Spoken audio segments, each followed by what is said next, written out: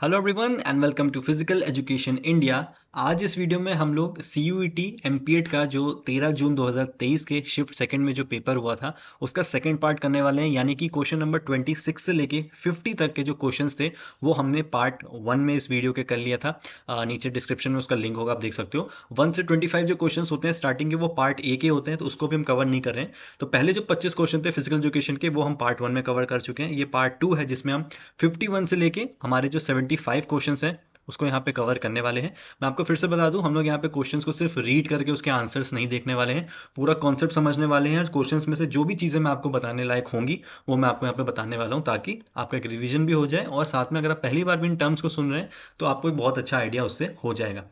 बाकी अगर आप पूरा कॉन्सेप्ट समझना चाहते हैं, पूरे सारे यूनिट्स को अच्छे से पढ़ना चाहते हैं डेप्थ में, तो आप आपके नंबर पे आपकी स्क्रीन पे एक नंबर फ्लैश हो रहा होगा, वहाँ पे आप व्हाट्सएप करके सारी क्वेरीज ले सकते हैं और क्लासेस को ज्वाइन कर सकते हैं। चलो, तो 51st क्वेश्चन जो है आज का उसको हम स्टार्ट करते हैं।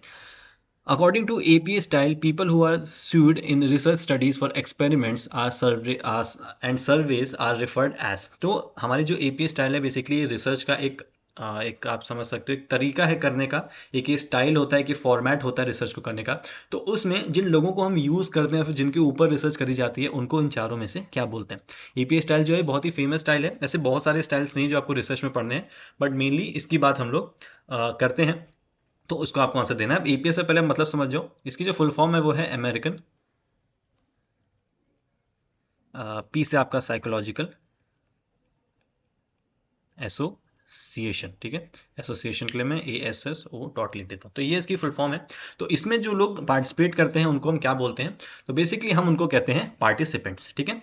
अलग अलग आपने कभी टेस्ट देखे होंगे, तो कभी कभी सब्जेक्ट्स बोला जाता है, कभी कभी वॉलंटियर्स बोला जाता है, कभी कभी सिंपल जो सब्जेक्ट या फिर जो एग्जामिनीज हैं उनको हम पीपल बोल देते हैं। लेकिन एपीएस स्टाइल की अगर पर्टिकुलरली बात करें तो इसमें जो लोग इन्वॉल्व होते हैं उसको हम क्या बोलते हैं, पार्टिसिपेंट्स हम बोलते हैं, ठीक है। हिंदी में भी क्वेश्चन है, आप इसको यहाँ से रीड कर सकते हो। Second question है, which of the following research techniques generally seeks to gather performance of knowledge data on a large sample from a population and present results in the form of comparative standards। अब इन चारों में से ये चारों ही आपके सर्वे के method हैं जो रिसर्च के अंदर आते हैं। इन चारों को आपको पढ़ना है, क्लासेस में हम इनको अच्छे से पढ़ेंगे ताकि इनसे रिलेटेड कोई क्वेश्चन अब नेक्स्ट टाइम आ जाए तो आप इसको आंसर कर सको। हिंदी में भी क्वेश्चन आप पढ़ सकते हो। तो इन चारों में से आपको बताना है कि वो कौन सा तरीका है जिसमें हम लोग रिजल्ट्स को कंपेयर कर देते हैं या फिर कंपेयरिंग रिजल्ट्स ही अपने सर्वे के थ्रू निकाल लेते हैं। तो जब आप इन चारों के बारे में पढ़ोगे तो अच्छे से समझ जाओगे। इंटरव्यू आपने देखा होगा, इसमें क्या होता है बेसिकली 1 on 1 हम लोग यहाँ पे इंक्वायरी करते हैं लोगों से, या फिर जब हमको डेप्थ में नॉलेज को जानना होता है, जब हम लोग रिसर्च के थ्रू किसी का साइकोलॉजिकल बिहेवियर देखना चाहते हैं, उसका कॉग्निटिव नॉलेज, उसका स्ट्रेंथ देखना चाहते हैं, तो हम इंटरव्यू जैसी चीज़ को यूज़ करते हैं ताकि हम सामने बैठ के अपनी इन्फॉर्मेशन जो है वो उससे निकाल पाएँ। क्वेश्चन आपने कभी न कभी भरे होंगे। पहले जो होता था ये ऑफलाइन क्वेश्चन होते थे, जब पेपर अभी भी होते हैं, पेपर जब आता है उसमें आपको टिक लगाना होता है। कोई क्वेश्चन होता है उसमें आपको रेट करना होता है 1 to 5 तक आप कितना रेट करोगे, या आप एग्री करते हो, आप न्यूट्रल हो, या आप डिसएग्री करते हो। तो ऐसे करके क्वेश्चन आते थे। अब ज़्यादातर आप इसको गूगल फॉर्म्स के तरीके से भी देखते हो कि आपके पास एक लिंक आ जाता है और कहता है कि इस क्वेश्चन को फिल कर दो। तो ये भी एक तरीके का सर्वे हो गया। रिव्यू सर्वे आपने मोस्टली रेस्टोरेंट्स वगैरह में देखे होंगे, या फिर आप कहीं पे अगर किसी ट्रेन में जब आप मोस्टली देखते होगे, अगर आप किसी अच्छे क्लास में ट्रैवल करते होगे तो आपके पास लास्ट में एक रिव्यू करने के लिए आता है। वो सर्वे करते हैं कि आपको सारी चीज़ें ठीक से मिली कि नहीं, आपकी बेडिंग ठीक थी, जो स्टाफ है वो ठीक से था, खाना ठीक से था कि नहीं। तो ये आपको जो पूरा है वो एक रिव्यू के फॉर्म में आपको यहाँ पे मिलता है, ठीक है। इसके बाद इसका जो सही आंसर है वो हो जाएगा नॉर्मेटिव सर्वे। नॉर्मेटिव सर्वे ही बेसिकली ऐसा होता है कि आपको ये स्टैंडर्ड जो है वो कंपेयर करके दे देता है, ठीक है। तो नॉर्मेटिव सर्वे का काम ही ये होता है। नॉर्मेटिव सर्वे की जो बेसिक सी डेफिनेशन है वही पूरी ये है जो यहाँ क्वेश्चन में लिखी हुई है। ऐसे ही आपको सीधे सीधे डेफिनेशन देके पूछ लेगा। तो क्वेश्चन का जो लेवल है वो बहुत ज़्यादा इन डेप्थ नहीं होता है, बहुत हार्ड नहीं होता है। अगर आपने एक बार भी ठीक से पढ़ा है तो आप इसको आराम से आंसर कर पाओगे। चलो, ये क्वेश्चन जो है ये मेरे ख्याल से आपको बहुत लोगों को पता होगा। थोड़ा सा ये कंफ्यूजिंग है, ऑप्शंस देख के आप थोड़ा सा कंफ्यूज हो सकते हो, पर कोशिश करो इसका आंसर करने की। अगर आपने इसको पढ़ा है जॉनसन बास्केटबॉल स्किल टेस्ट के बारे में, जो कि एक बास्केटबॉल का टेस्ट है, तो आप इसको अच्छे से आंसर कर पाओगे। मैं आपको 5 सेकंड का टाइम देता हूँ, कोशिश करो आप इसको आंसर करने की। तब तक मैं कुछ चीज़ें बता देता हूँ। 1934 में बना था, बाई चांस अगर आपसे ईयर पूछ ले। वैसे तो बहुत सारे टेस्ट हैं, लेकिन मेजरली कुछ टेस्ट हैं जो CUET PG के लेवल के हैं और आपसे पूछे जा सकते हैं। तो उन टेस्ट को भी हम लोग अपने क्लासेस में कवर कर लेंगे। चलो, तो इसका जो सही आंसर होगा वो होगा ले अप शॉट। अब ये कैसे होगा मैं आपको बता देता हूँ। Basically Johnson basketball skill test जो होता है इसके अंदर 3 मेजर या फिर प्राइमरी टेस्ट जो होते हैं वो इसके अंदर आते हैं, जिनको हम टेस्ट बैटरीज या फिर टेस्ट आइटम्स भी बोल सकते हैं। सबसे पहला आपका होता है फील्ड गोल स्पीड टेस्ट। ठीक है, मैं यहाँ पे लिख देता हूँ फील्ड गोल स्पीड टेस्ट। इसमें क्या होता है, इसमें हम लोग सिंपली एक बॉक्स में खड़े होकर बॉल को जो होते हैं बास्केट करते रहते हैं, वो हमारा काउंट होता है। सेकंड होता है हमारा थ्रो फॉर एक्यूरेसी, जैसा कि यहाँ पे लिखा है थ्रो फॉर एक्यूरेसी, ये हमारा थर्ड होता है, सॉरी सेकंड होता है। और थर्ड होता है हमारा ड्रिबल टेस्ट। ठीक है, अब इनके कुछ अलग अलग नॉर्म्स हैं, लेकिन एग्जाम्स में ऐसे नॉर्म्स नहीं पूछे जाते हैं। बेसिकली एग्जाम्स में आपसे जो पूछा जाएगा वो कुछ इसी तरीके से पूछा जाएगा कि इस पर्टिकुलर टेस्ट में कौन सी ऐसी बैटरी है जो इसमें नहीं है, या फिर कौन सी इन चारों में से वो टेस्ट बैटरी है जो कि इस पर्टिकुलर टेस्ट के अंदर आती है। या फिर अगर मैं थोड़ा सा और एडवांस में आपको क्वेश्चन बताऊं कैसे आते हैं, तो हो सकता है आपके पास 4-5 ऑप्शंस दे दें और नीचे ऑप्शंस में दे दें ऑप्शन 1 A B C जो टेस्ट बैटरीज लिखी हैं वो ठीक है, या A D C वाली ये ठीक है। तो ऐसे करके भी आ सकता है। तो आपको जो मेजर स्किल टेस्ट है उसके अंदर जो बैटरीज हैं उनके बारे में आपको यहाँ पे पढ़ना पड़ेगा। ठीक है, इसके बाद देखो जो जॉनसन बास्केटबॉल स्किल टेस्ट होता है इसके कुछ सेकेंडरी मोटिव्स भी होते हैं पता लगाने के। तो वो कौन कौन से होते हैं, और ये क्वेश्चन उसी से ही रिलेट करता है। तो सबसे पहला जो हमारा होता है वो होता है इसमें 4 होते हैं। सबसे पहला होता है हमारा फुटवर्क। ठीक है, फुटवर्क जो है वो इसमें सबसे पहला आ जाता है, मैं यहाँ पे लिख देता हूँ। सेकंड जो चीज होती है इसमें वो आती है लोवा ब्रेस। ये आपको याद करना पड़ेगा क्योंकि क्वेश्चन ऐसा आया है, तो आपको ये भी याद करना पड़ेगा। लोवा ब्रेस इसकी थर्ड चीज होती है। जंप एंड रीच जो यहाँ पे लिखा है ये इसका थर्ड है, और डॉजिंग रन इसका क्या है, ये फोर्थ है। तो ये 4 सेकेंडरी आइटम्स भी हैं जो कि जॉनसन बास्केटबॉल स्किल टेस्ट के अंदर आते हैं। प्राइमरी क्या हो गए, field goal speed test, throw for accuracy, dribble test, ये हमारे हो गए प्राइमरी। और सेकेंडरी में क्या क्या होता है, एक फुटवर्क, एक लोवा ब्रेस, थर्ड आपका होता है जंप एंड रीच, और फोर्थ होता है आपका डॉजिंग रन। तो ये आप नोट कर लेना। आई होप आप नोटबुक लेके बैठे होगे। पहले वीडियो में भी मैंने बोला था कि सारी चीजें नोट करना जो इंपॉर्टेंट है, इसमें भी आप नोट कर लेना। चलो, अब जो पहला क्वेश्चन मैं पढ़ देता हूँ। Which of the following is not a type of reliability. अब मैंने आपको जो पहली वीडियो बनाई थी उसमें बताया था कि कुछ क्वेश्चंस आपके आउट ऑफ 100 ऐसे आने ही वाले हैं जिनके चांसेस है कि शायद आपने उनको ना पढ़ा हो या फिर आपको उनके बारे में नॉलेज ना हो। और वो इसलिए है क्योंकि एग्जामिनर खुद नहीं चाहता कि कोई स्टूडेंट पूरे पूरे मार्क्स स्कोर कर ले। और ये हर टेस्ट में ही, हर एग्जाम में ऐसा होता है। बहुत रेयरली ही होता है कि आप लोग 90% मार्क्स गेन कर लो, 95% मार्क्स गेन कर लो। ये मैं बात कर रहा हूँ जो कॉम्पिटेटिव एग्जाम्स होते हैं उनकी। ठीक है, तो ये भी उनमें से एक ऐसा क्वेश्चन था लास्ट ईयर। अब क्योंकि लास्ट ईयर आया तो हमको पता है कि ऐसे भी क्वेश्चंस आ सकते हैं। तो रिसर्च के सॉरी टेस्ट एंड मेजरमेंट के ये भी जो टॉपिक्स हैं इनको भी हम कवर करेंगे। तो सबसे पहले बात कर लेते हैं कि रिलायबिलिटी क्या होती है।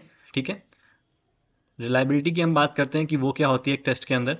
इसके बाद जो और इंपॉर्टेंट चीज़ होती है वो होती है वैलिडिटी एक टेस्ट की, और एक टेस्ट की ऑब्जेक्टिविटी। ये 3 वर्ड्स आपने ज़रूर सुने होंगे। हर टेस्ट में हम सुनते हैं कि इस टेस्ट की इतनी रिलायबिलिटी है, इस टेस्ट की इतनी वैलिडिटी है। तो ये होते क्या है, सबसे पहले इनको समझ लेते हैं, फिर हम आंसर पे आ जाते हैं। रिलायबिलिटी होती है यानी कि एक कोई टेस्ट अगर है और उसको रिपीटेडली कोई सब्जेक्ट कर रहा है तो उसका जो रिजल्ट है वो सेम आना चाहिए। यानी कि अगर मैंने एक टेस्ट बनाया कि मुझे स्टंप पे एक बॉल मारनी है, तो उसका जो परसेंटेज आ रहा है यानी कि उसकी जो नंबर्स आ रहे हैं कि कितनी बार मैं कितना एफिशिएंटली उसको कर पा रहा हूँ, तो कोई बार बार अगर उस टेस्ट को कर रहा है तो उसका रिजल्ट सेम आना चाहिए। इसका मतलब क्या है कि जो टेस्ट के जो नॉर्म्स हैं, जो इंस्ट्रक्शंस हैं, वो सूटेबल हैं उस टेस्ट को बनाने के लिए और उस लोगों को टेस्ट करने के लिए। तो उसको हम कहते हैं कि एक टेस्ट की रिलायबिलिटी कितनी है, कि रिपीटेडली अगर कोई सब्जेक्ट उसको परफॉर्म कर रहा है तो उसका जो स्कोर है वो अप्रॉक्स एक जैसा ही आना चाहिए। ऐसा नहीं कभी बहुत हाई आ गया, कभी बहुत लो आ गया, कभी फिर से हाई आ गया, कभी लो आ गया। इसका मतलब कि इंस्ट्रक्शंस और जो नॉर्म्स हैं वो उसमें बैलेंस्ड नहीं है। ठीक है, नेक्स्ट होती है वैलिडिटी, यानी कि वो टेस्ट कितना वैलिड है। वैलिड इन द सेंस कि आप जो चीज़ उस टेस्ट से निकालना चाह रहे हैं, जो पता करना चाह रहे हैं, वो उसको ऑब्जर्व कर रहा है और उसको आपको बता रहा है कि नहीं। फॉर एग्जाम्पल अगर आप कोई टेनिस का टेस्ट ले रहे हो, आपको किसी प्लेयर की टेनिस प्लेइंग एबिलिटी को चेक करना है कि वो टेनिस कितना अच्छा खेलता है, बेसिक स्किल्स आपको देखनी है, तो आप उसको कोई टेनिस से रिलेटेड ही टेस्ट कराओगे। उसके हाथ में रैकेट दोगे, बॉल दोगे, मूवमेंट उसका देखोगे। आप ऐसा नहीं कि उसको स्किपिंग रोप करवा रहे हो या फिर उसको स्टैंडिंग ब्रॉड जंप करा रहे हो। तो ये क्या है, ये थोड़े से लॉन टेनिस की जो स्किल्स हैं उससे अलग जा रहा है। तो इसका मतलब वो टेस्ट जो है वो वैलिड नहीं है। तो वैलिडिटी का क्या मतलब हो गया कि आप जो चीज़ पता करना चाह रहे हो, जो चीज़ ऑब्जर्व करना चाह रहे हो, वही उस पर्टिकुलर टेस्ट से आपको निकल के पता चल रही है।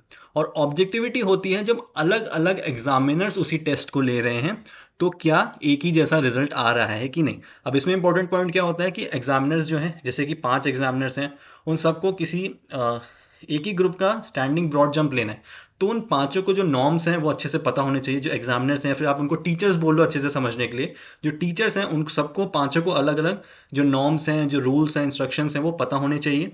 और वो पांचों एक ही तरीके से उस ग्रुप पे अपना टेस्ट को परफॉर्म कराएंगे, ताकि उनका जो रिजल्ट है वो सेम आ रहा है कि नहीं। क्योंकि आप भी आज भी आप बहुत से टेस्ट परफॉर्म करते होगे, कोई टेस्ट आज से 60 साल 70 साल पहले बना है तो उसको लोग आज भी परफॉर्म कर रहे हैं, और उसकी ऑब्जेक्टिविटी आज भी कायम है।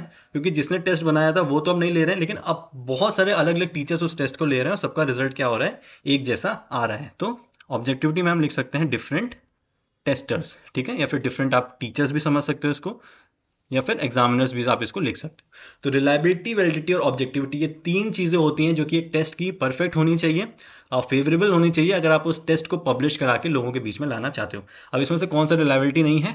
कंटेंट इसमें से रिलायबिलिटी एक नहीं होती है। इसके अलावा ये तीन जो है इनको हम डिटेल में क्लास में पढ़ेंगे, अदरवाइज ये वीडियो बहुत लंबा हो जाएगा।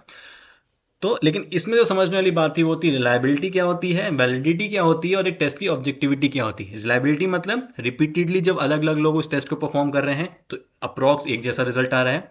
वैलिडिटी, जो चीज वो टेस्ट पता करना चाह रहा है वो आपको पता चल रही है, वो हो गया वैलिडिटी। और ऑब्जेक्टिविटी, अलग अलग टीचर्स अलग अलग टाइम पे भी अगर उस टेस्ट को परफॉर्म करा रहे हैं किसी ग्रुप से, तो भी जो रिजल्ट है वो अप्रॉक्स एक जैसा आना चाहिए, जिसका मतलब है कि नॉर्म्स और इंस्ट्रक्शंस जो है वो अच्छे से लोगों को पता है।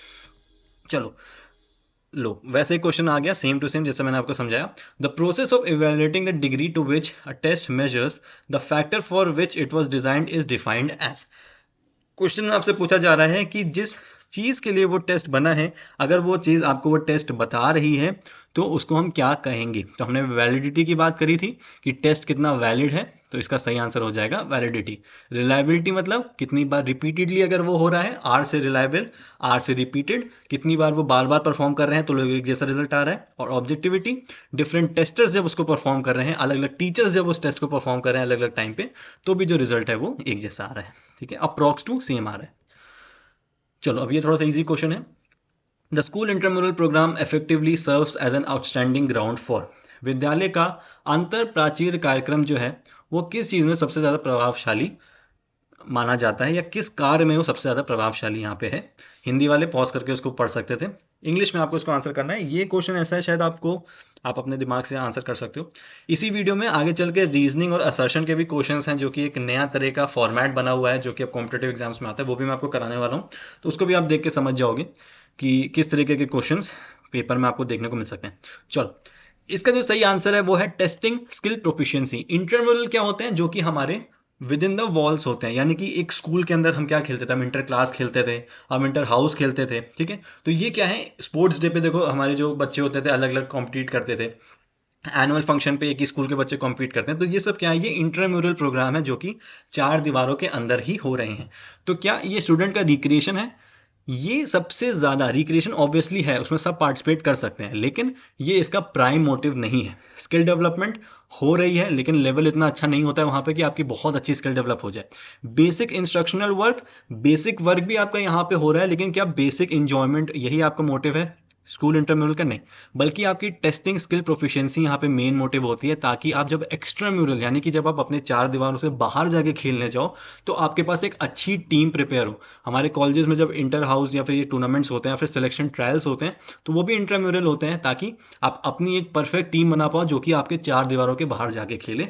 तो इन चारों में इसका जो प्राइम मोटिव हो गया वो आपका हो गया टेस्टिंग स्किल प्रोफिशिएंसी, कि उनका लेवल कितना है और आप अपनी एक अच्छी टीम बना के बाहर जाके उसको परफॉर्म करवा पाओ। चलो, नेक्स्ट क्वेश्चन बहुत ही सिंपल सा है। How many rounds will be played if 6 teams are participating in a league tournament. अब लीग टूर्नामेंट आपको पता है क्या होता है, जहां पे सारी टीम एक दूसरे से खेलती हैं। इसको हम राउंड रॉबिन टूर्नामेंट भी कहते हैं। ठीक है, राउंड रॉबिन टूर्नामेंट भी इसको बोला जाता है। अब इस क्वेश्चन का आंसर बहुत सिंपल सा है। नंबर ऑफ राउंड जब भी आपको एक लीग टूर्नामेंट में निकालने हैं, तो अगर आपकी नंबर ऑफ टीम्स इवन है, ठीक है, यानी कि 2 हो गई, 4 हो गई, 6 हो गई, 8 हो गई, तो इसका जो फॉर्मूला होता है निकालने का वो होता है n-1, यानी कि n क्या हो गया, नंबर ऑफ टीम्स, और -1। तो इसका क्या आंसर हो गया, 6 - 1 इज इक्वल टू 5। तो 5 हो गया आपका इसका आंसर। यही अगर ऑड नंबर ऑफ टीम्स होती हैं लीग टूर्नामेंट में, तो इसका क्या आंसर हो जाता है, सिंपली नंबर ऑफ राउंड्स का n, जितनी टीम है उतने ही राउंड्स आपके होंगे। तो अगर आपसे क्वेश्चन में पूछ लिया गया कि 9 टीम्स के कितने राउंड होंगे, तो सिंपली इसका आंसर 9 ही हो जाएगा, वो आपको यहाँ पे देखने को मिलेगा। ठीक है, अगर आपसे नंबर ऑफ मैचेस निकालने को पूछा जाए कि एक सिंगल लीग टूर्नामेंट में नंबर ऑफ मैचेस कितने हो रहे हैं, तो उसका जो फॉर्मूला होता है वो होता है n multiplied by n minus 1 upon 2। तो अगर इसी क्वेश्चन को मैं कन्वर्ट कर दूं कि इसमें आपसे राउंड्स नहीं बल्कि नंबर ऑफ मैचेस पूछ रहा था, तो इसका क्या फॉर्मूला हो जाएगा, n की वैल्यू रखी 6 इंटू 6 माइनस 1 अपॉन 2। इसको जब आप सॉल्व करोगे तो ये आपका आंसर आ जाएगा 15। तो नंबर ऑफ मैचेस 6 टीम्स के सिंगल लीग टूर्नामेंट में कितने हो रहे हैं, 15। और यही अगर ये डबल लीग टूर्नामेंट होता तो आपको यहाँ से 2 हटा देना है, तो सिंपली इसका आंसर आपका 30 आ जाता। ठीक है, तो ये 2 तरीके थे। राउंड वाला इजी सा था, काफ़ी टफ नहीं है। थोड़े बहुत फॉर्मूलाज हैं जो आपको देखने होंगे, वो क्लासेस में हम लोग अच्छे से इसको एक बार रिवाइज कर लेंगे। Which of the following is the objective of extramural competitions. तो अभी हमने इंट्राम्यूरल की बात करी। एक्स्ट्राम्यूरल क्या होता है, जो हमारे 4 दीवारों के बाहर होता है। तो इसमें सबसे जो आपको लगता है कि सबसे प्राइमरी ऑब्जेक्टिव हो सकता है इन चारों में से, हो सकता हो ये चारों के चारों ही हो बिल्कुल, लेकिन जो सबसे प्राइमरी है, सबको सबसे टॉप लेवल का आपको जो लगता है वो आपको यहाँ पे बताना है।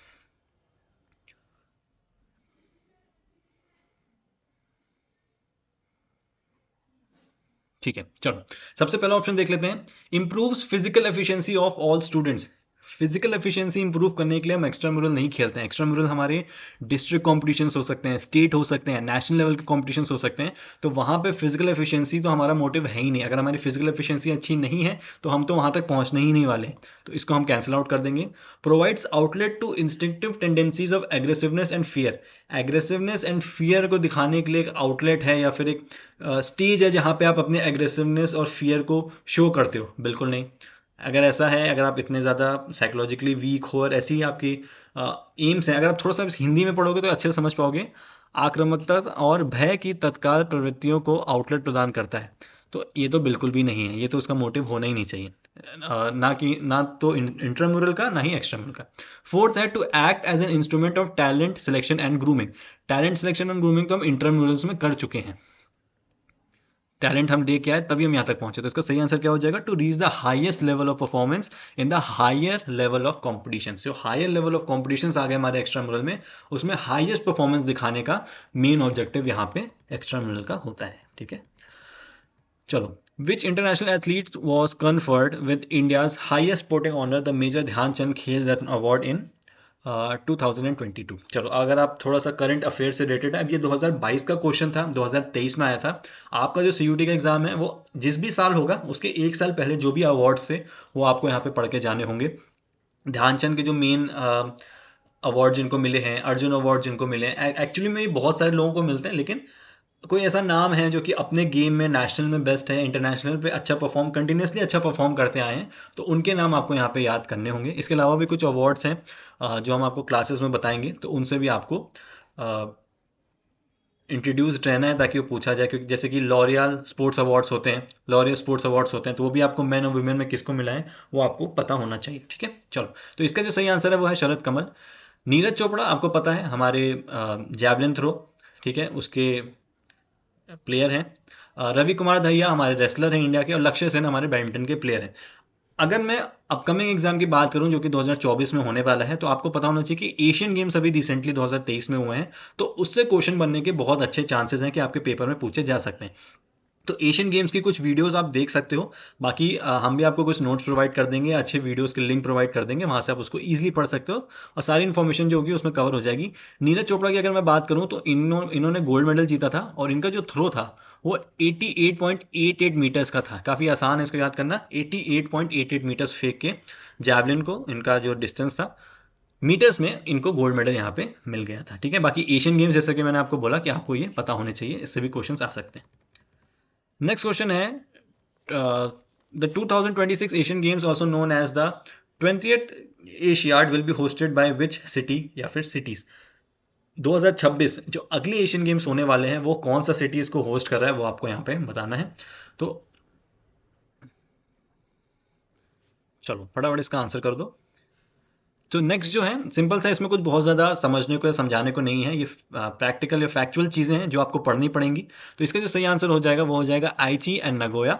ठीक है, दोहा का जो है ये 2030 में होने वाला है, रियद का 2034 में होने वाला है, और जकार्ता और पैलम्बर का जो हमारा एशियन गेम्स था वो 2018 में हो चुका है। ठीक है, तो ये भी आपको पढ़ना पड़ेगा। ऐसे ही ओलंपिक्स के भी आपको पढ़ने पड़ेंगे, कॉमनवेल्थ गेम्स के भी पढ़ने पड़ेंगे कि रिसेंटली कहाँ पे हुए हैं और आने वाले टाइम पे कहाँ कहाँ पे होने वाले हैं, उसके भी नोट्स आपको मिल जाएंगे।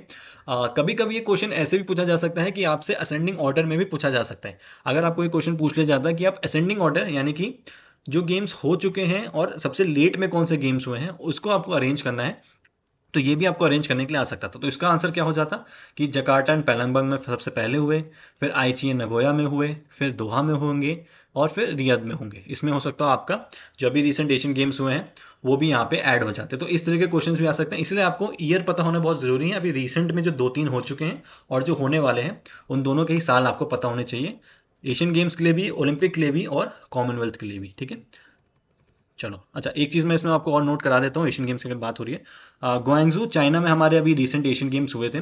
इसमें इंडिया ने टोटल 107 मेडल्स यहाँ पे जीते थे। ठीक है, 107 मेडल्स जो टोटल थे वो इंडिया ने यहाँ पे जीते थे, जिसमें से गोल्ड हमारे थे 28, सिल्वर थे 38, और ब्रॉन्ज जो थे वो हमारे हो गए 41।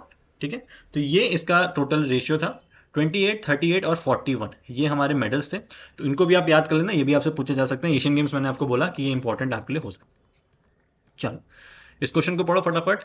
In an uninterrupted match of 50 overs, the first 10 overs of an inning will be mandatory power play.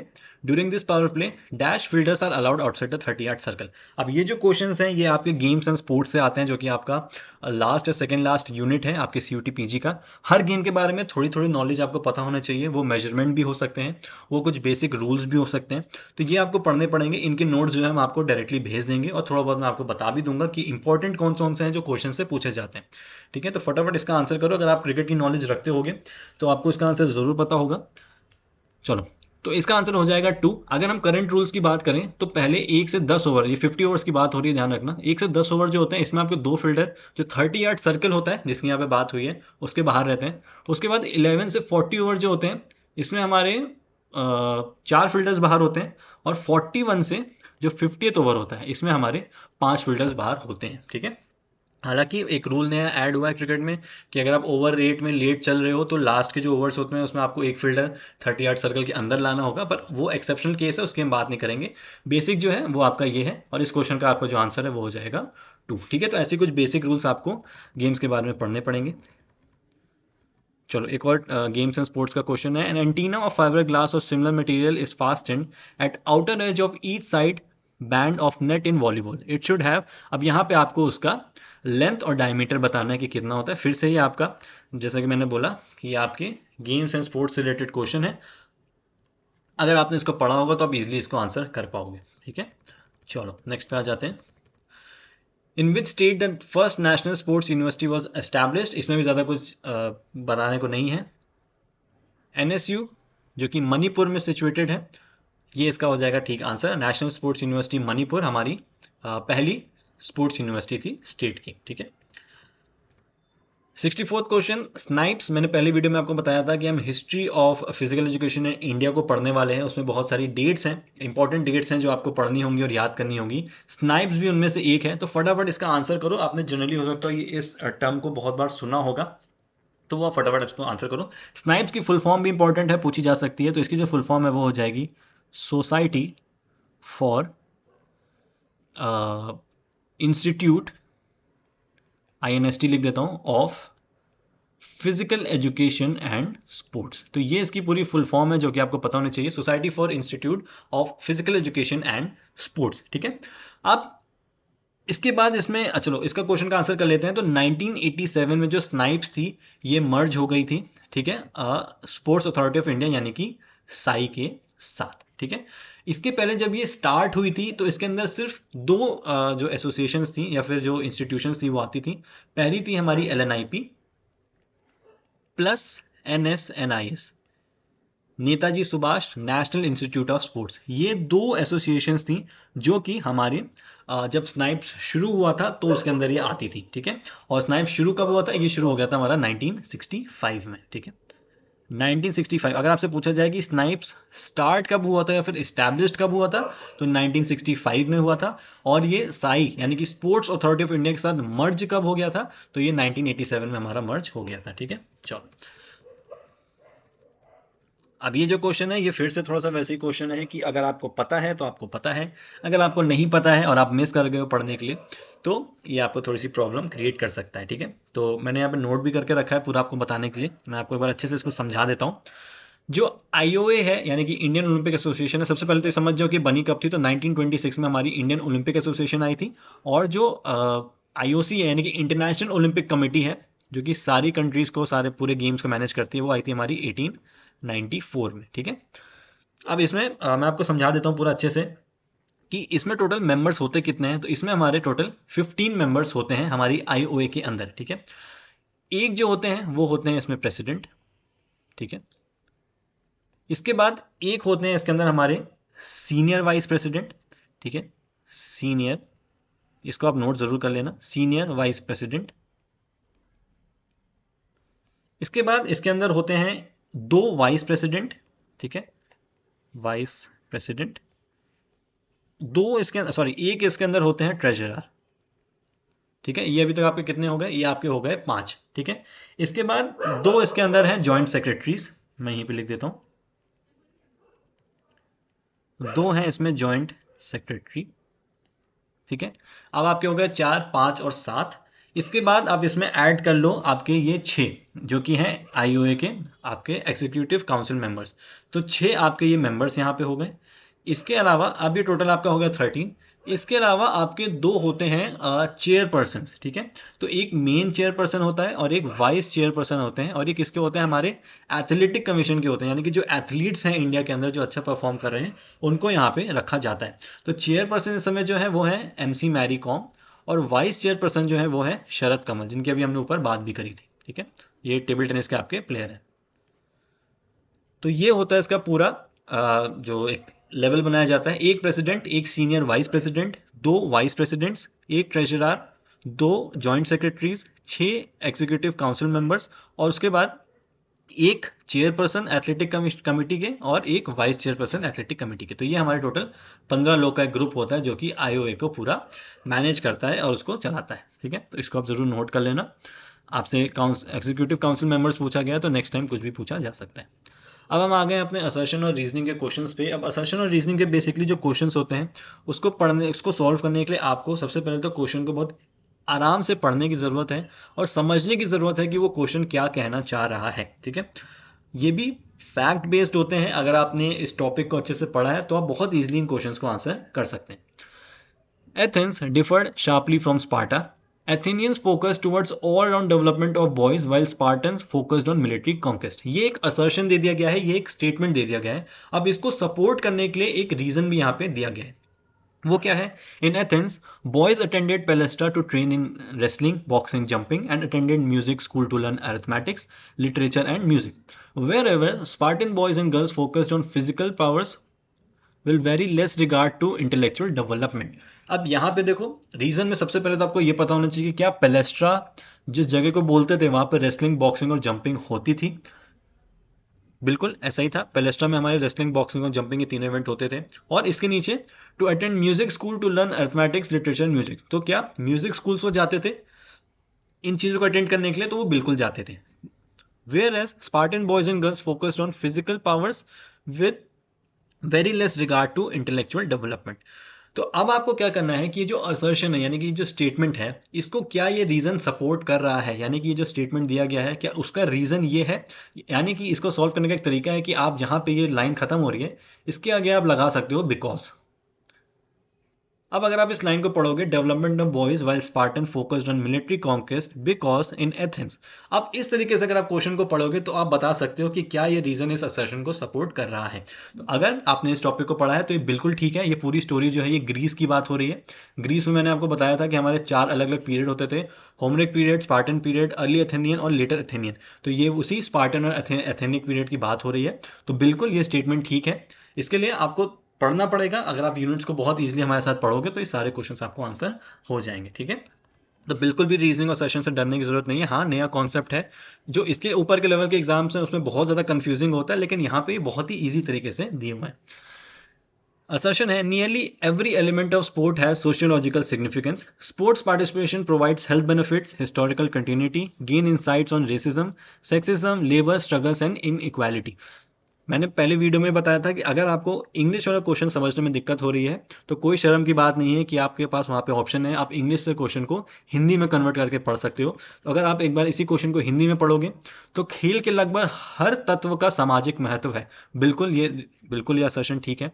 खेलों में भाग लेना स्वास्थ्य लाभ, ऐतिहासिक निरंतरता तथा नस्लवाद, लिंग भेद, श्रम, संघर्ष, असमानता पर अंतर्दृष्टि प्रदान करता है। तो क्या ये लाइन ठीक है? बिल्कुल। गेम्स एंड स्पोर्ट्स के थ्रू हम हेल्थ बेनिफिट्स को भी देखते हैं, हमारी जो हिस्टोरिकल कंटिन्यूटी है जो बहुत टाइम से चली आ रही है उसको भी करते हैं, हमारी नज़र भी रहती है रेसिज्म सेक्सिज्म ये जो लोग करते हैं इस पर भी हम नज़र रखते हैं और इसको भी हम लोग ठीक करने की कोशिश करते हैं। तो बिल्कुल ये जो रीज़न है ये हमारे असर्शन को सपोर्ट कर रहा है। तो इसी तरह के आपके क्वेश्चन है, क्वेश्चन को सिर्फ आपको दिमाग से ध्यान से पढ़ना है और बहुत ईजिली आपसे सॉल्व हो जाएंगे। चलो, fat is an essential nutrient and an important energy source, ठीक है। Human need some fat in their diet because fats are carriers of vitamin A, D, E and K. अब इस क्वेश्चन को solve करने के लिए आपको पता होना चाहिए कि क्या विटामिन ए, डी, ई और के जो है ये फैट सॉल्युबल विटामिन होते हैं। इसके लिए आपको पढ़ना पड़ेगा हेल्थ एजुकेशन और न्यूट्रिशन वाला जो यूनिट है वो। तो इस क्वेश्चन को मैं आपको सॉल्व करके दिखा देता हूँ। बिल्कुल, फैट एक बहुत ही इंपॉर्टेंट सोर्स है। हमने कल बात करी थी, हमारा जो रेशियो होता है कार्बोहाइड्रेट्स, फैट्स और प्रोटीन्स का वो क्या होता है 57%, 30%। ये हमारी एक दिन की डाइट का है और 13%। तो बिल्कुल फैट एक इंपॉर्टेंट न्यूट्रिएंट है, एनर्जी सोर्स है जो हमको एनर्जी देता है लंबे टाइम के लिए। दो तरह के हमारे सॉल्युबल ऑफ विटामिन होते हैं, एक होता है हमारा फैट सॉल्युबल, ठीक है, और एक होता है हमारा वाटर सॉल्युबल विटामिन, ठीक है। विटामिन ए, डी, ई और के बिल्कुल ये फैट सॉल्युबल होते हैं। आप इनको ए, डी, ई, के ना करके अगर उल्टा करके याद करोगे तो ये क्या बन जाएगा, विटामिन के, विटामिन ई, विटामिन डी और विटामिन ए। इनको आप क्या कह सकते हो, कीड़ा। क्या बोल सकते हो इनको, कीड़ा। के ई डी ए से कीड़ा। और ये क्या होते हैं, ये हमारे फैट सॉल्युबल होते हैं। बच गया क्या, विटामिन बी और विटामिन सी, ये हमारे वाटर सॉल्युबल जो न्यूट्रिएंट्स हैं, विटामिन हैं, ये वो होते हैं, ठीक है। तो बिल्कुल क्या ये इसको सपोर्ट कर रहा है, तो ये भी बिल्कुल इसको सपोर्ट कर रहा है। इसमें दोनों जो स्टेटमेंट है वो ठीक दिए हुए हैं, ठीक है। चलो, और फैट का जो पहला स्टेटमेंट था इंपॉर्टेंट एनर्जी सोर्स है, इसके अलावा भी फैट बहुत से काम करता है, हमारे ऑर्गन्स को प्रोटेक्ट करता है। इसलिए आपने पढ़ा होगा एक पर्टिकुलर मात्रा होती है जिसमें हमारी बॉडी में फैट होना ही चाहिए। फैट बहुत कम होना भी बहुत नुकसानदायक होता है, जितना फैट ज़्यादा होना भी हमारी बॉडी के लिए नुकसानदायक होता है। चलो, अब ये थोड़ा सा स्पोर्ट्स ट्रेनिंग से रिलेटेड क्वेश्चन है, इसको आप एक बार रीड करो, मैं रीड कर देता हूँ आपके लिए और ट्राई करो इसको सॉल्व करने की। Combining aerobic endurance with strength training during the competition phase may seriously compromise the development of maximal strength and power. इसका रीजन क्या है? The claim is that strength training is incompatible with long distance aerobic training because fast twitch fibers may adapt to behave like slow twitch fibers. ये क्या कह रहा है कि अगर हम अपनी एरोबिक एंड्योरेंस की जो ट्रेनिंग है, यानी कि जो लोग लंबा भागते हैं, मैराथन रनर्स होते हैं, क्रॉस कंट्री रनर्स होते हैं, उनकी उस ट्रेनिंग को अगर हम स्ट्रेंथ ट्रेनिंग जहाँ पे हम बहुत हैवी वेट्स उठा रहे हैं उसके साथ कंबाइन कर देते हैं तो ये सीरियसली हमारी जो ट्रेनिंग है और जो इसका आउटकम है उसको अफेक्ट करता है। तो बिल्कुल ये असर्शन ठीक है। ये क्लेम क्या कह रहा है कि हमारी बॉडी में जो फास्ट ट्विच फाइबर्स होते हैं ये धीरे धीरे स्लो ट्विच फाइबर्स की तरह बिहेव करना शुरू कर देते हैं। तो सबसे पहले तो आपको ये पता होना चाहिए कि क्या फास्ट ट्विच फाइबर्स क्या होते हैं और स्लो ट्विच फाइबर्स क्या होते हैं। हिंदी में भी मैं इसको 5 सेकंड के लिए रोक रहा हूँ, फटाफट आप इसको पॉज करके यहाँ पे रीड कर सकते हो। चलो, तो सबसे पहले समझते हैं कि फास्ट ट्विच और स्लो ट्विच फाइबर्स होते क्या हैं, फिर मैं इस क्वेश्चन पे आ जाता हूँ। सबसे पहले स्लो ट्विच फाइबर्स जिसको मैं STF लिख दे रहा हूँ, और फास्ट ट्विच फाइबर्स। ये दो तरह के हमारी बॉडी में फाइबर्स होते हैं। इसको फर्दर हम पढ़ते हैं तो ये फास्ट ट्विच फाइबर्स भी दो अलग अलग तरह के फाइबर्स में डिवाइड होते हैं, लेकिन वहाँ यहाँ पे अभी हमको इतना नहीं पढ़ना है। स्लो ट्विच फाइबर्स की अगर मैं कुछ करेक्टरिस्टिक्स की बात करूँ तो ये हमारे क्या होते हैं बेसिकली, ये हमारे होते हैं रेड इन कलर, ठीक है, ये रेड इन कलर होते हैं। और जो फास्ट ट्विच फाइबर्स हैं ये हमारे वाइट इन कलर हो जाते हैं, ठीक है। स्लो ट्विच फाइबर्स बेसिकली इनका जो कॉन्ट्रैक्शन होता है वो थोड़ा सा स्लो होता है, यानी कि ये लंबे टाइम तक आपको हेल्प करते हैं। तो इसमें जो हमारे एंड्योरेंस की जो एक्टिविटीज होती हैं ये इसके अंदर आती हैं। और फास्ट ट्विच फाइबर्स में क्या होता है कि ये जो हमारी तेज भागने वाली एक्टिविटीज होती हैं, जैसे कि 100 मीटर्स हो गया या फिर वेट को लिफ्ट करना हो गया, तो ये सब हमारी क्या होती हैं, ये इसके अंदर आती है, ठीक है। इनका दो तरीके से और इनको स्पेसिफाई कर सकते हैं। स्लो ट्विच फाइबर्स को हम टाइप 1 फाइबर भी बोलते हैं, ठीक है, और फास्ट ट्विच को हम टाइप 2 फाइबर्स भी यहाँ पे बोलते हैं, ठीक है। तो ये कुछ इसकी कैरेक्टरिस्टिक्स थी। तो स्लो ट्विच फाइबर्स को हम रेड फाइबर्स भी बोलते हैं, ये एंड्योरेंस के लिए यूज होते हैं, और टाइप 1 फाइबर भी इनको बोला जा सकता है। Fast Twitch fibres, white fibres भी हम इनको बोलते हैं, ये टाइप 2 भी कहलाते हैं, और जो तेज होने वाली एक्टिविटीज होती हैं उसमें ये हमारा हेल्प करता है, ठीक है। चलो अब क्वेश्चन को समझ लेते हैं कि वो क्या कह रहा है। बेसिकली हमारी बॉडी में जो फाइबर्स होते हैं ना, ये एक फाइबर कोई ज्यादा हो सकता है, एक फाइबर कोई कम हो सकता है। कभी ऐसा नहीं होता कि किसी की बॉडी में स्लो ट्विच फाइबर्स ही ज्यादा हैं और फास्ट ट्विच फाइबर्स है ही नहीं, या फिर सिर्फ फास्ट ट्विच फाइबर्स हैं और स्लो फाइबर्स है ही नहीं। ये डिपेंड करता है इनकी मात्रा कि आप किस तरह की एक्टिविटी परफॉर्म कर रहे हो और किस तरीके की आपके फाइबर्स जो हैं वो बॉडी में डेवलप हो चुके हैं। इसको चेक करने के लिए जो तरीका होता है वो होता है मसल बायोप्सी। ये भी आपको पता होना चाहिए कि अगर आप किसी की बॉडी में फाइबर्स चेक करना चाहते हैं कि उसकी बॉडी में किस फाइबर की मात्रा ज़्यादा है, जो कि बड़े लेवल पे की भी जाती है एथलीट्स के लिए, पता कर लेते हैं कि नेचुरली उनकी बॉडी में कौन से मसल्स हैं, वो जो फाइबर्स हैं वो ज़्यादा हैं, तो उनको उसी फील्ड में डाल दिया जाता है कि वो उसी गेम को खेले। तो यहाँ पे ये आपका जो रीज़न है वो क्या कह रहा है कि ये क्लेम कर रहा है कि अगर आप एक स्ट्रेंथ ट्रेनिंग वाले को लॉन्ग डिस्टेंस एरोबिक ट्रेनिंग में डाल दोगे तो क्या उसके जो फास्ट ट्विच फाइबर्स हैं वो धीरे धीरे स्लो ट्विच फाइबर्स में कन्वर्ट होने लगेंगे। तो बिल्कुल ये होने लगेगा। अगर आप किसी के अचानक से उसकी जो शेड्यूल है, उसका जो ट्रेनिंग रूटीन है, उसको कंप्लीटली चेंज कर दोगे तो बिल्कुल जो फाइबर्स हैं वो भी धीरे धीरे आपस में चेंज होना शुरू हो जाएंगे, ठीक है। तो ये एक बहुत बड़ा कॉन्सेप्ट था, इससे काफ़ी ज़्यादा क्वेश्चन आप सॉल्व कर सकते हो। ये दो चीज़ बहुत इंपॉर्टेंट थी जो मैंने आपको बताई, स्लो और फास्ट ट्विच और इसके कैरेक्टरिस्टिक्स, ये आप जरूर नोट कर लेना। मसल बायोप्सी जो थी वो भी बहुत जरूरी थी। चलो, the objectivity of test means that a test when applied by different testers should give almost same results, ठीक है। तो अभी हमने ऑब्जेक्टिविटी की बात करी थी, उसमें क्या होता है कि जब अलग अलग टेस्टर्स अप्लाई कर रहे हैं उसको तो वो सेम रिजल्ट या अप्रॉक्स टू सेम रिजल्ट्स देगी। During testing when multiple testers are engaged, it's essential to train the testers on similar testing protocols before the test begins। अब ये पॉइंट भी मैंने आपको ऊपर बता दिया था कि ऑब्जेक्टिविटी जो है किसी भी टेस्ट की, वो क्या कहलाती है कि जब डिफरेंट टेस्टर्स उस टेस्ट को परफॉर्म करा रहे हैं, तो बिल्कुल ये तो ठीक हो गया। रीजन इसका क्या दिया गया है कि जो टेस्टर्स हैं, यानी कि अगर आपके पास 5 टेस्टर्स हैं या फिर 5 टीचर्स हैं जो कि आपका टेस्ट लेने जा रहे हैं, उनको एक ही जैसे रूल्स, नॉर्म्स, रेगुलेशंस, इंस्ट्रक्शंस आपको देने होंगे, तभी तो वो एक जैसा टेस्ट परफॉर्म करा पाएंगे। आपने किसी को बोल दिया कि आपको अपने बच्चों को 100 मीटर दौड़ाना है, किसी को बोल दिया 200 मीटर दौड़ाना है, किसी को बोल दिया कि आप 400 करके देख लो, तो क्या उनका रिजल्ट सेम आएगा? उनका रिजल्ट सेम नहीं आएगा। तो आपको पांचों को ही एक चीज बतानी होगी कि आप अपने सब्जेक्ट्स को 200 मीटर की दौड़ कराइए और उस पर आपको जो टेस्ट करना है फिर आप करिए। तो बिल्कुल इसका जो आंसर हो जाएगा वो भी हमारा यहाँ पे सेम हो जाएगा, यानी कि both A and R correct और R is the correct explanation of A, ठीक है। तो इस चीज को आपको यहाँ पे ध्यान देना है।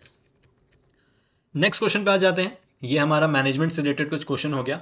Planning involves setting a course of action for the sports organisation. बिल्कुल जो प्लानिंग है ये एक कोर्स ऑफ एक्शन हमारे लिए डिसाइड कर देता है किसी भी स्पोर्ट्स ऑर्गेनाइजेशन के लिए कि आने वाले टाइम पे हमको कैसी कैसी चीज़ें करनी है। इसमें हमारा बजटिंग भी हो सकता है, हमारी स्टाफिंग भी हो सकती है, ऑर्गेनाइज कैसे करना है, क्या क्या अलग अलग प्रॉब्लम्स फेस कर सकते हैं, उनको ओवरकम कैसे करना है। तो ये सारी चीज़ें हम प्लानिंग में बात कर लेते हैं।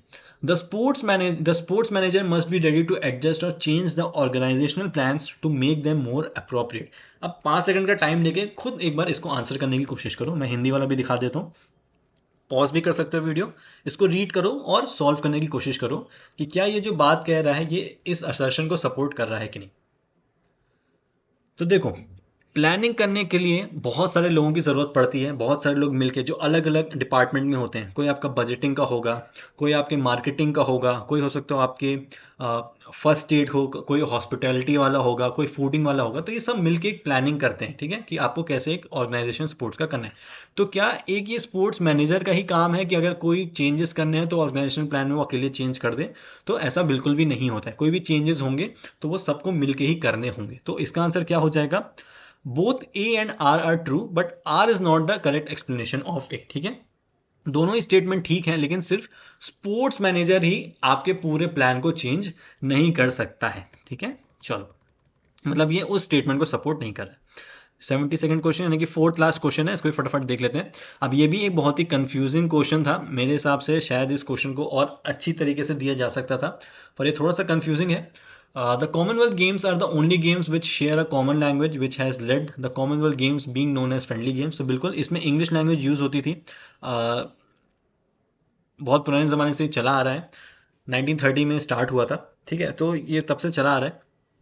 The objective behind the establishment of the Commonwealth Games included maintaining the bonds between the states and territories of the British Empire। तो ब्रिटिश एम्पायर जो पूरा हुआ करता था, जब इन्होंने लोग अलग अलग कंट्रीज पे कब्जा किया था, जिसमें से इंडिया भी एक थी, इसलिए हम भी आज कॉमनवेल्थ गेम्स में पार्टिसिपेट करते हैं। तो जितने भी ऐसे नेशंस थे जहाँ पे ब्रिटिश एम्पायर का कब्जा था या फिर वो उनके अंडर आती थी, तो उनके लिए इन गेम्स को स्टार्ट किया गया था।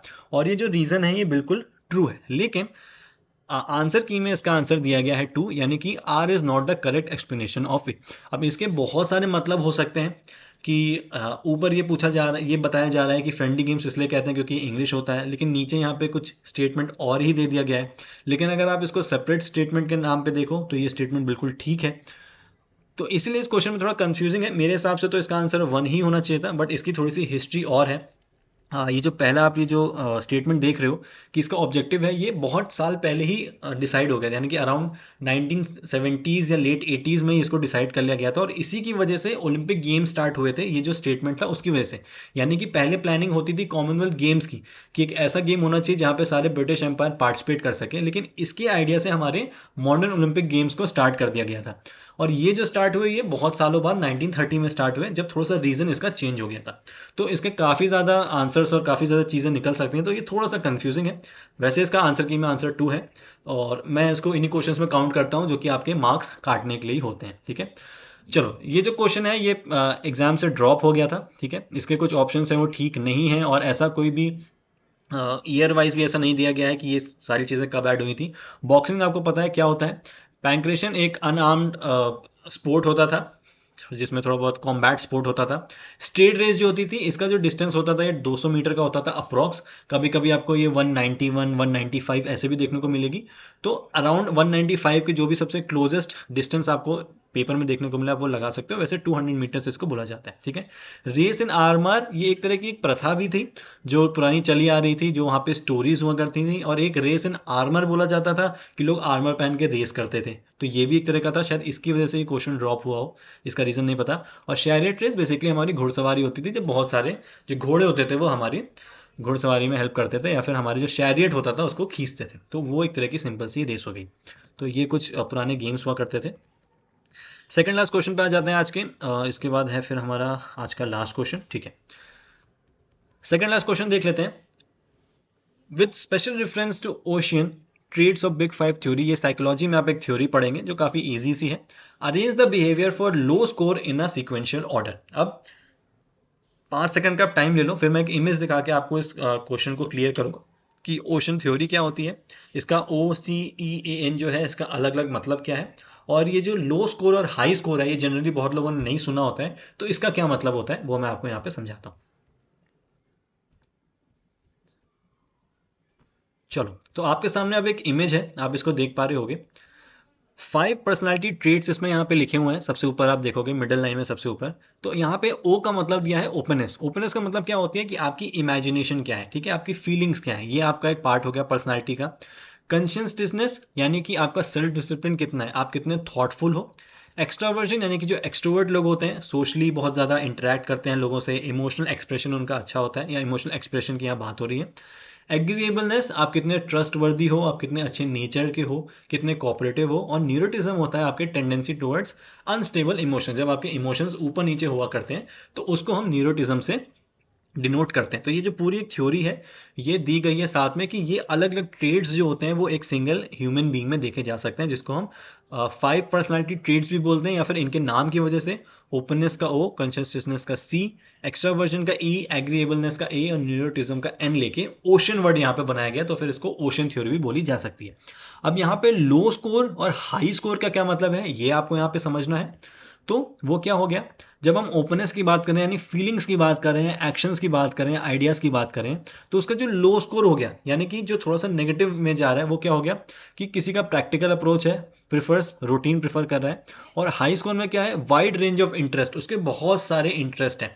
तो लो स्कोर में वो थोड़ा सा एक सिंपल रूटीन में है, और हाई स्कोर में क्या है ओपननेस के कि वो बहुत बड़े रूटीन में या फिर उसके बहुत वाइड रूटीन है।